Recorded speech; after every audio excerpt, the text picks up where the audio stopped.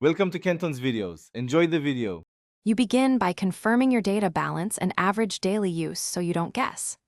Once done, set your streaming app to low resolution, 360p 480p, because it reduces consumption dramatically while keeping picture usable. Also make sure to close or restrict background apps and enable the system data saver. This prevents hidden downloads and updates. Do these first actions now so every following step builds on accurate limits and immediate savings, letting you watch video longer without buying extra data. Next, dive into app and network options to cut usage in the middle phase. You should disable autoplay and video previews because they waste data between selections.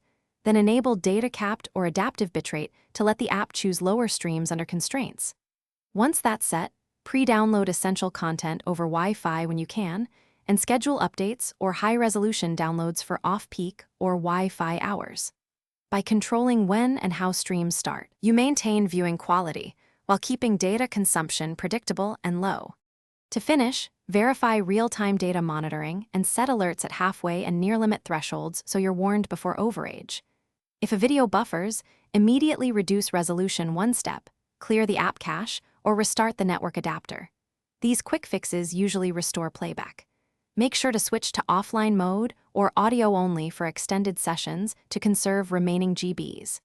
If issues persist, reboot the device and reapply the low data settings. That often resolves lingering throttles or misbehaving apps.